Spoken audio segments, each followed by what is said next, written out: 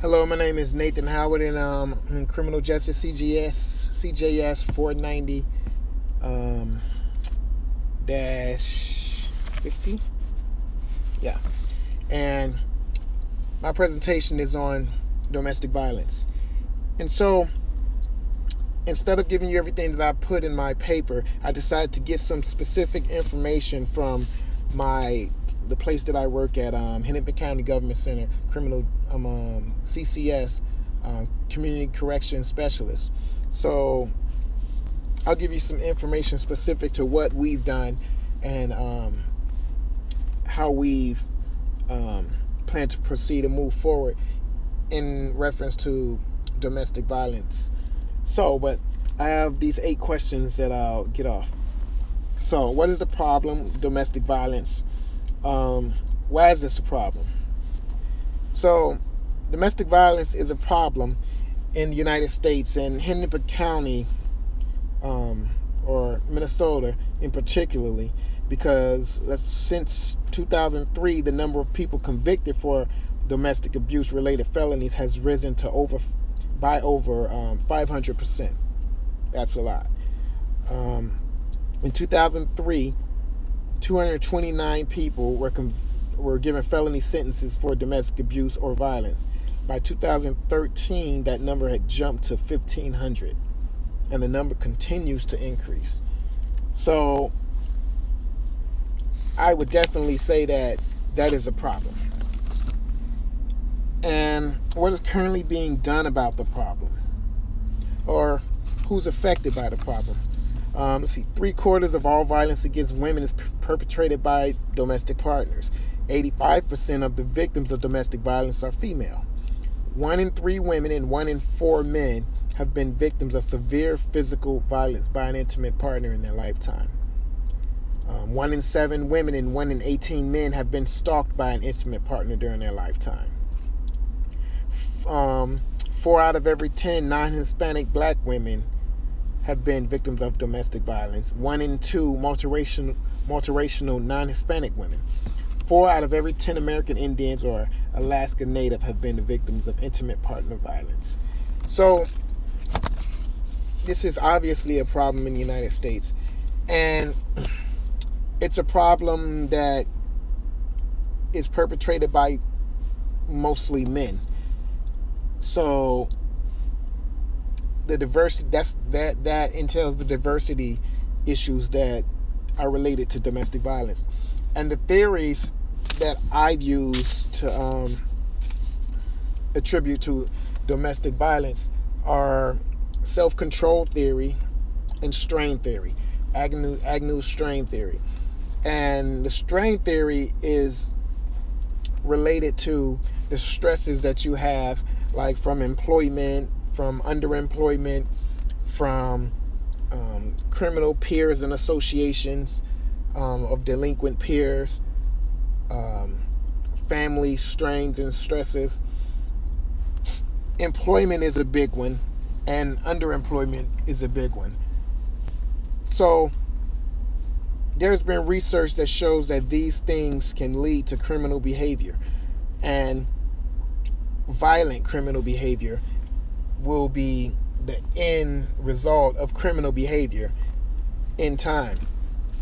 So self-control theory is a theory that states that from birth to the age of 10 is when children are most likely to develop their self-control, and that happens or it doesn't happen when there's inadequate parenting or no one guiding those children. Once they make mistakes or do something bad, there's no guidance there to put them on the right track, or there's a single parent household and not enough time spent with the child to guide them on the right track and let them know if they're doing something delinquent activity, or there's no guidance, parental guidance. So if that happens, it continues to happen from age 0 to 10, they believe that after age of 10, they have a lack of control, a lack of self-control, because they haven't been taught how to have that control. So it's believed, or research has proven, that that is likely to lead to delinquent behavior, and delinquent behavior leads to violent behavior as well. Also, victimization in early stages of life more often leads to the victim becoming the abuser later in life. So those theories correlate to this particular type of violence, domestic assault. What are ethical diversity issues? I explained that in reference with the African American community as well as women. That's the diversity. And ethical issues can be attributed to women being victimized again, feeling victimized again when they have to repeat the story and tell the story of the abuse of what happened again and again and again to different people as they navigate through the court system, and family pressures and the neighborhood and community pressures, and people saying that they don't believe in domestic violence, but then when they hear it or see it happening, they don't want to get involved. What can be done to solve the problem? Well, what is being done to solve the problem? Let's say there have been many laws that have been enacted to curtail domestic violence and domestic assault, as well as to protect women and to protect children. Mandatory sentencing, mandatory fines, the orders of protections, and restraining orders. For instance, it's two type of orders that can be issued prohibiting contact in domestic violence: a no contact order, which is also called a 6.02, and a DANKO order, which is 629.75. The difference is a DANKO order is in domestic violence cases that involve intimate partner violence. The court should issue a DANKO order instead of a no contact order if there is reason to issue an order prohibiting contact. A no contact order, which is the 6.02, is an offense and may be charged as contempt of court. A violation of a DANKO order may be charged as a violation of a domestic abuse of a no contact order, and that's an enhanceable offense, which means that you actually get more time for that violation. Sort of like DWI, the more you get, the more severe the punishment and the mandatory sentencing. It's such with the DANKO order. It's an enhanceable offense, which means the charges can enhance because you violated that order. And what also entailed is entailed in a DANKO is that a DANKO order is, they're entered in the national database, the NCIC, which is the database that law enforcement has in their cars and their computer. So if they look up your name and type it into their computer in the car, if you have a DANKO order on you, it'll show up. And a DANKO stands for domestic abuse no contact order. So it'll show up, and so they can actually arrest you right away off of the violation of that order. As a regular no contact order, they don't have that information in the database, and they will have to go off hearsay that order is in effect. Now, they can arrest. They have more jurisdiction and more power and more authority without needing a warrant, without having to bother the courts in cases of domestic assault and domestic violence. It's been changed from 48 hours to 72 hours, where if somebody's been accused of domestic violence, that the police have to find that person, and they don't need a warrant. They have that additional time to look for that person. that's also been a change in the law. Firearms for people charged with domestic assault, domestic violence, assault, first, second, fifth degree assault, and violations of order of protections or interference with an emergency telephone call. That's also another law that's been put on the books. That's a gross misdemeanor. All these orders are, the firearms transfer, which the judge can sanction or enact, where the people accused of this, their firearms will be taken from them for 3 years, at a minimum of 3 years. So that's another law that we have on the books. That's another statute, I should say, that we have on the books in Minnesota that we're using to curtail this type of violence.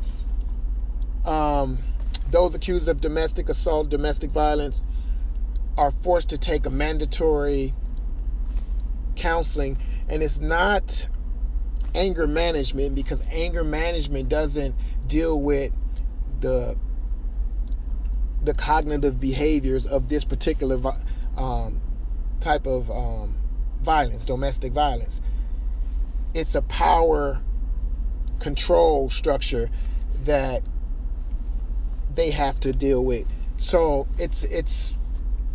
they have a mandatory counseling that deals with the domestic violence issue, where power and control are the cognitive skills being taught, and it's a 22 to 26 week course that's a mandatory for them to take, which is more extensive than anger management. You just can't go online and look at some class and say, yeah, okay, I got it, I'm good now.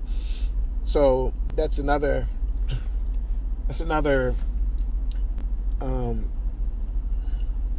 tool that has been added to deal with this type of violence.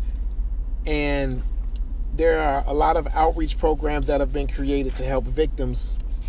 The county's attorney's office, the district courts, the community corrections, Minneapolis City Attorney has a program called DASC, Domestic Abuse Service Center, where they help victims of this type of violence. There's a phone number they can call if they think someone's in the area, or if the perpetrator's trying to contact them in any way. Counseling services, therapy. There's also programs that the victim can have a device that vibrates and makes noise if the perpetrator comes within a specific zone, that the probation sets up. If they come within that zone, this device will vibrate, and if they get even closer, it'll beep and make noise. Then they can call and have this person, the perpetrator, picked up and arrested. And the perpetrator has an ankle bracelet that he can't take off that tells his GPS location and exactly where he is.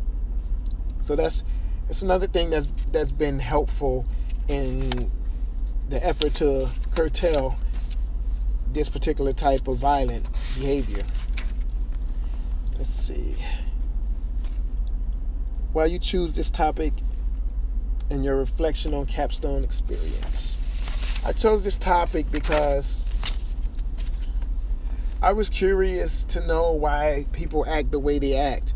I'm into psychology and things, what triggers certain people to do or behave different ways, and it's nice knowing or reading about things like strain theory or self-control theory, or when it says theories that say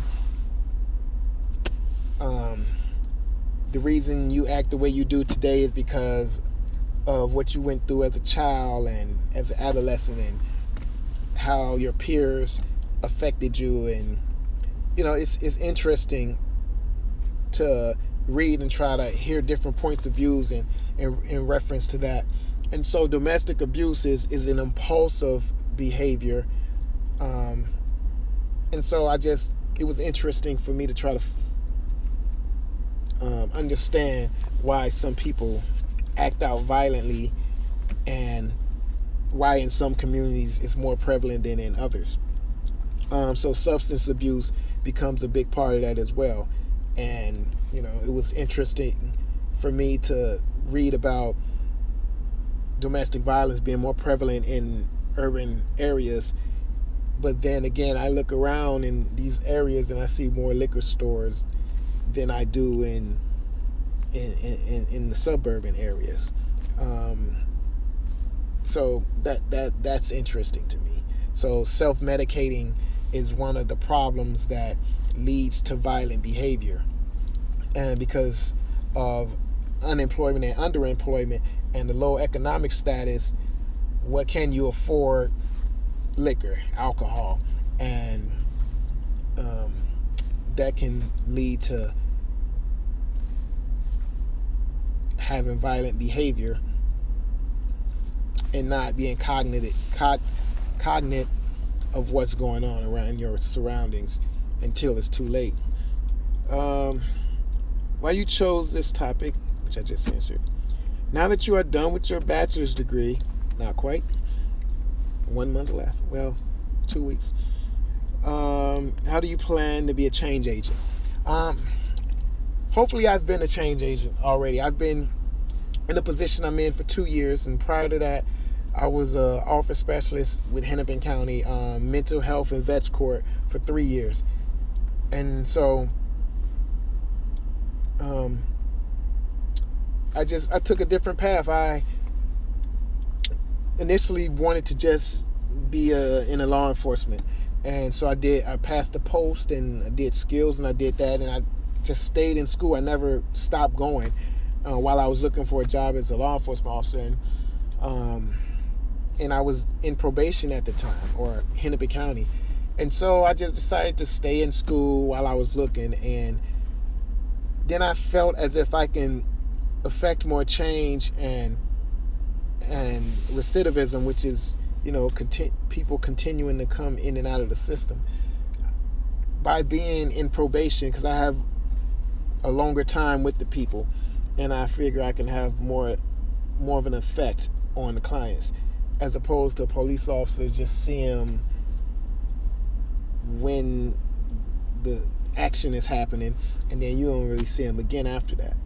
So I wanted to be change.